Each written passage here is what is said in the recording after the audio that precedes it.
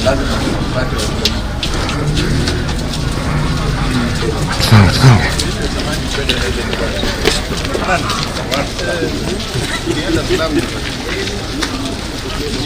have to work on it.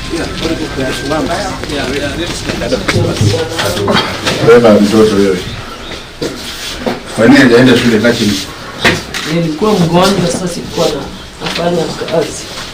Ugonjwa gani? Naashika na ugonjwa ya moyo. Ugonjwa ya moto? Bila kwenda shule gani? Sasa kwa nini huko unaenda?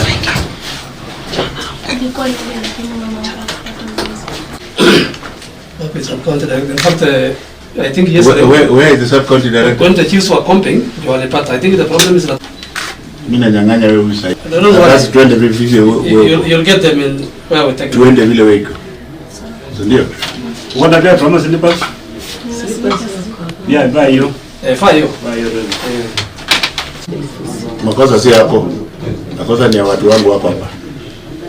Kwa hiyo because they were supposed to take them to school. Yes. Unajua kuna watoto wengine bado hawajaenda. Hiyo hakuna. Do you know any other children around here? Happy Shafi.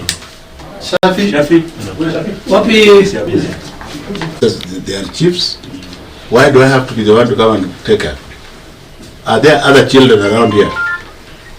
Yes, sir. Yes, where are they? Wala hawajaenda shule. Afande wale ambao hawajaenda shule. You're supposed to know them. You went your serikali kwa ground and you use the sub chief or the chief. Ama mnasema ngao siku hizi haifanyi kazi. Iko sawa kabisa. Na ngao ndio huyu. Ngao iko sawa. It is ngao who there are a few others. Where are they? They are not far from where you are. We have arranged. Twende. Jana mko twende. Chief here. Chief. Chief. Yes sir. Wewe ndio mkubwa sana kwa hii watu. Yes. Watoto wako wapi? Wako a few hapo there. Bana few nataka yote. In whose area we don't have children, we don't transfer. We take them back to public school. Deploy them somewhere else where they can do that. Yeah. I can assure you there is no place in government now. Hiko vijana wengi wanataka. Kama hiko operational area. Yeah, it's operational area.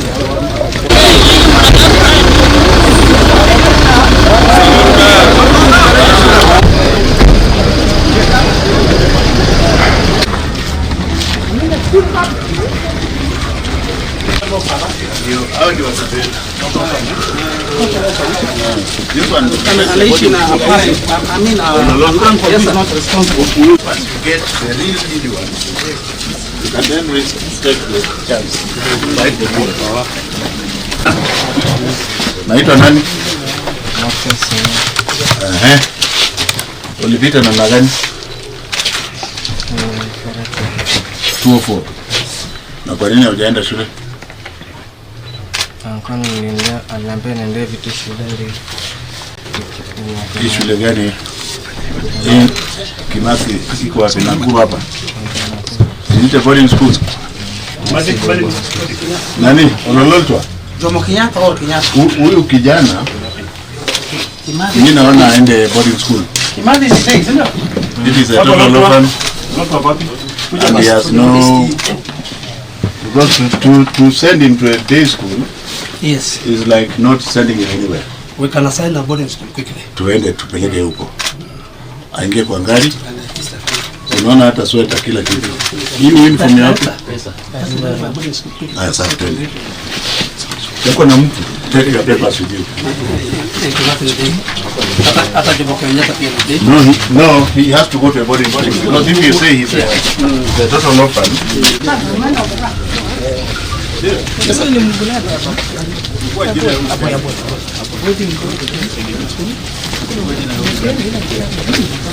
And because we have to look at the county level, CDF.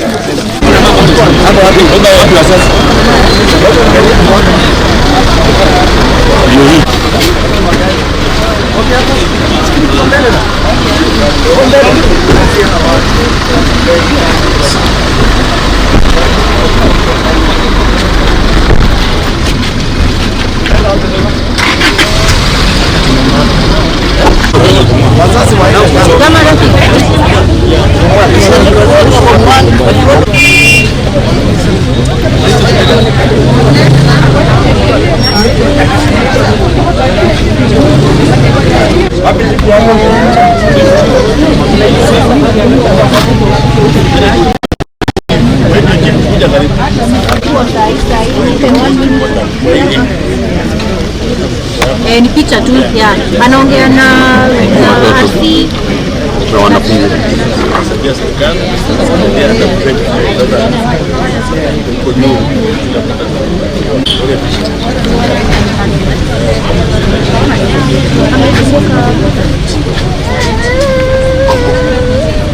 Iko mingi. iko na Mwambie chill the way they are giving it. Just treat these people. We should be looking for the weakest. Anybody who finished to Form 1, going to a boarding school.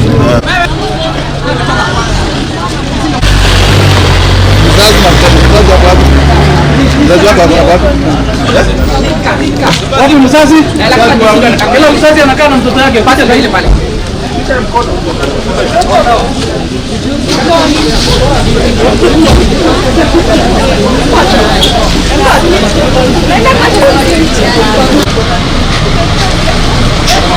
Haiko sawa. Hata hapo ni sawa. Hata tuko barabara. Mpande kabisa, mpande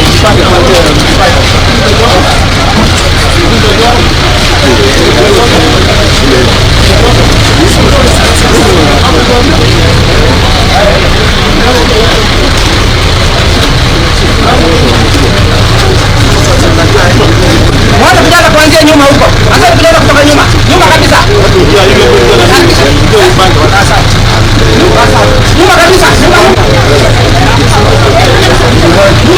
nyuma kabisa.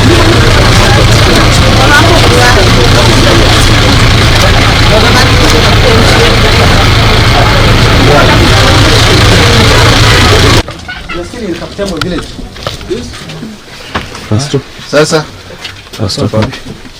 you have no voice. Jina yako nani? Morata. Moracha. Pata na ngapi? 235. Na unaitwa gani kwa shule gani? Nakuru West. Nakuru West kwa. Mbona hujaenda?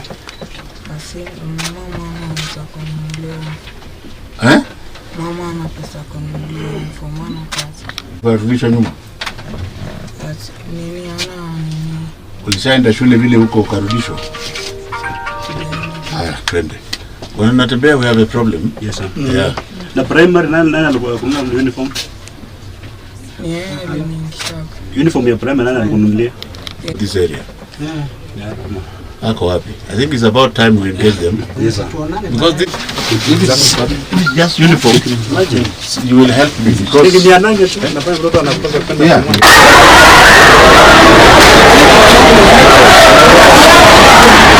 Majina naitwa Eunice Mora. Mimi ndio mzazi wa Mora Nelson Moracha. Nimeshukuru na nimefurahia kwa kunifikisha huku shuleni. Nimejaribu, nimeshindwa. Alikuwa na max 235. Na kwa sasa nao that amepata usaidizi na siaje nini? Nimeshukuru, nimefurahia kabisa. Labda hii ni ukosefu wa pesa. Unaweza explain tu pengine unafanya kazi gani, mtoto alipata max ngapi? Mimi nafanya kibarua ya kufua ya shamba. Na alikuwa na max 235. Sasa sina kibarua, niko tu na hiyo ndio ninaweza kuwarisha nao, na kuna wenzake wengine, yeye ndio mdogo.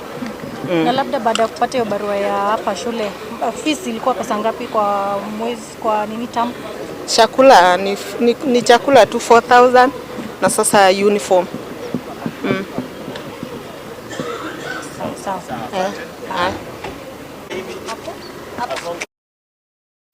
Majina naitwa Nelson Moracha. Mimi nimesomea shule ya Kaptembwa, na mimi naweza taka kuwashukuru kwa kunisaidia kufika shule nilikuwa nataka kuenda, na mimi nimefurahi kwa vile ministry imeweza kunisaidia. Ungetaka kuwa nini ukiwa? Mimi nikiwa mkubwa nataka nikuwe engineer. Una join shule gani? Hapa hivi Nakuru West. Utaambia aje mzazi umeleta shule? Una promise nini? Na promise tu nitasoma na nitakuja, nikuwa mkubwa nitakuja kumsaidia kwa maisha yangu, nikuwa mkubwa. Asante. Leta basi tunifanye. Hello? Hello? Mike, sauti ndio hiyo 1 2 3 4 5 ikaje? Shikia hapa chichi. 1 2 tukiwa katika Nakuru West Secondary School. Nakuru West. Thank you very much, ladies and gentlemen. This morning we are here in Nakuru. Where is John Natembea? And Olololtwa? Yes, sir.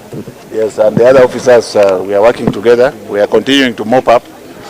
As I speak, we are at 96% countrywide. Our target is to reach 100% by Friday.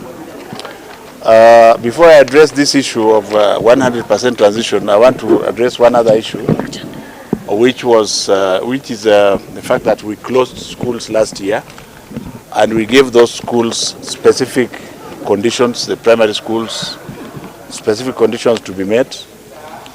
It is very regrettable indeed that certain magistrates are giving court orders, and I would want to cite one in the situation. The name is St. Charles Motego Primary School. St. Charles Motego Primary School is in Dagoretti, very near where we had a catastrophe last year. There was a court order that this school be reopened, and it was reopened. I would like the magistrate who gave that court order to re-examine it urgently, because that building has already collapsed. We are just lucky that there were no children in that building.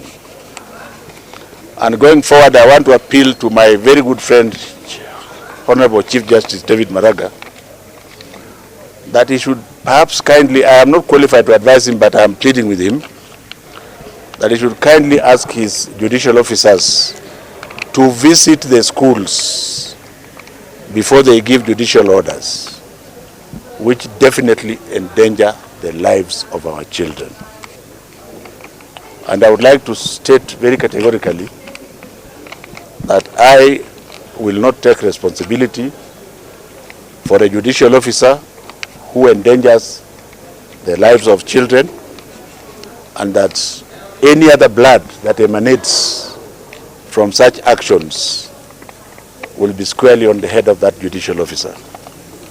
Therefore, I am kindly requesting the judicial officer who ordered St. Charles Motego Primary School to be reopened to withdraw that order, and I'm hoping it will be withdrawn immediately. And after that, I'm asking the law enforcement officers to ensure that that school is not open until such time that it meets the minimum requirements of the Ministry of Education and by extension the government of Kenya. Then I want now to address the issue of 100% transition. Today we are here in Kaptembwa. We are still going on, but I thought it would be nice to tell you that we have already gotten 34 children. 10 of them are being admitted to this school where we are speaking from. And I want to thank the headmaster who says he can arrange for them to be admitted immediately. Some of them are so poor that they cannot afford uniform. I've spoken with my brother Natembea. The people in Nakuru, together with the industry in Nakuru, should be able to avail uniform to these children, latest within 1 or 2 days' time. Let the children not move from school because they don't have uniform. Let them start learning with what they have. The government of the Republic of Kenya has already provided books, so the books are there. For the avoidance of doubt, the 22,500 that the government gives to free day secondary school does not include uniforms. So let us be sensitive enough. And I keep giving the case of Machakos Boys High School, where ordinary school teachers are contributing 200 shillings per month, and this year they are able to sponsor 9 full boarders in that school. can that spirit of sharing with government continue, even in this area? I think what I'm doing here is being carried out across the nation. I have no doubt in my mind that by this evening we shall have hit at the very worst 97%, at the very best 98%. Is there any specific question? Maybe Waziri, we've seen some principals of secondary schools erecting hurdles for the Form 1 who are supposed to be admitted. They have a cut-off mark, specific marks that they have to admit to their schools. This government is led by one person. His name is Uhuru Muigai Kenyatta. He has given orders and policy directions. Any other orders and policy directions are null and void. And if you can identify such teachers, it is now time that we may actually ask them to go back to Teacher Service Commission to reassign them other duties away from teaching. We are not going to condone that nonsense. All children of this country are equal, and we have been saying accept any child who comes to your school, especially day secondary schools, which are free. So if you have any details of any teacher who now feels that he's tired of working, it is about time we are going to bite. We are not going to allow anybody to turn any child away because of lack of this or that. And I think this message should go home very clearly. And you also should be giving me facts, not just stories. We are ready to bite, so you give us the details. Perhaps Waziri, you said we are about 96%. Not about, we are 96%. Yes, and perhaps what mechanism are you putting in place to ensure we attain that 4% to make it 100%? You can see next to me here is George Natembea, who is very famous. You know, he's the man in charge of the whole of the Rift Valley. And on the education side, you have Olololtua. Where is that chief who is very effective? Where is the chief? Chief, kuja. I want the chief to be seen. Yes, sir. Chief is the person on the ground. This is our handy person. Do you get the point? And the chief knows everybody. So that is how we are dealing with this. We also have Teacher Service Commission. Where is the lady? The owner of the teachers is here. And we have curriculum officers and many other junior officers. And I'm saying together, this is a task that we can accomplish.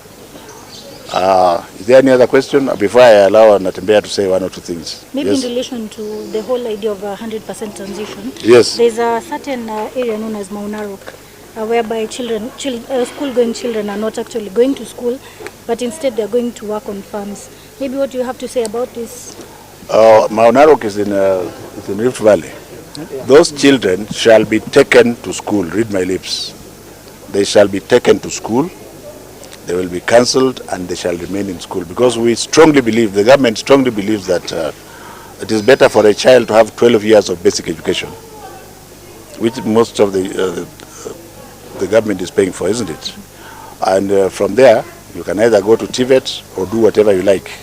But I think there is no argument about 12 years of education. So if it is Maunarok, Ololtua, Yes, sir. Maunarok, you let us plan to camp there. If you want me to come and assist you, that's fine, but I think you are capable. Thank you, sir. Anything else?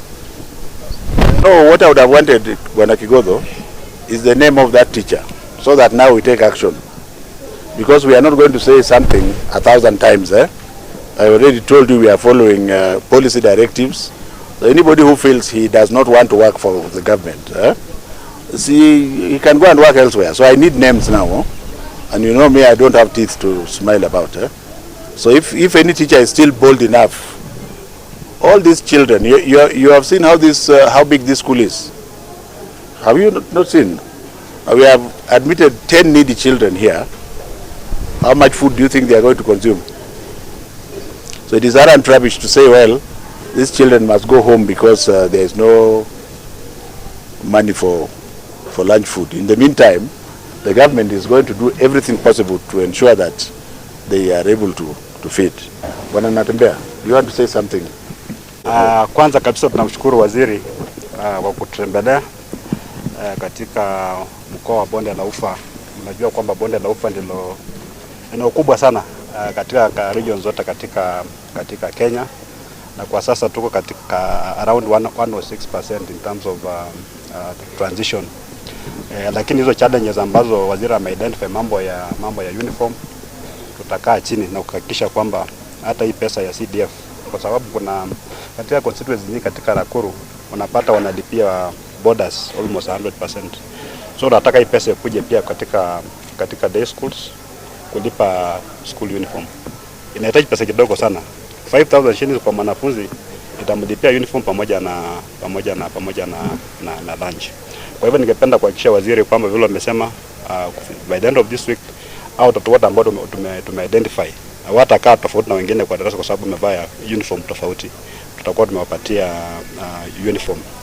Ile policy ambayo tumetumia hapa ili kupata wanafunzi wengi ni ile kutangaza kwa makanisa kwamba wale wanafunzi wote ambao hawajaenda shule kwa sababu moja ama nyingine waripoti kwa ofisi ya chief. Tunatenda kufanya katika sehemu zingine pia other counties, na waziri kufikia next week tutakuwa tumegonga every 100%. Tutazunguka na team ya education officials kuhakikisha kwamba wanafunzi wote ambao hawajaenda shule wanasanyana katika ofisi ya machief ama ofisi ya DC, then we go there alafu tunawapeleka katika mashule. Jambo la mwisho, sehemu hizi ile mitaa duni mahali wananchi wanakaa inaitwa slums, siko na challenges nyingi sana, na wakati mwingine tunapewa chakula cha msaada ambayo tunapeleka other areas zingine hata istahili sana. Nataka sasa request State Department for Special Programs kwa na special program ya kusaidia slums, ili watoto na wasaidia ndio wanakuja shule, lakini akienda shule nyumbani atakula nini? Ama akikuja shule akipata chakula huko atarudi nyumbani atakuwa ako sawa sawa, ili apate masomo shule na apate chakula shuleni. So the school kama ni mchezo, kuhakikisha kwamba wale watu ambao tunawaleta shule pia tunawasustain na tunawaretain katika mashule.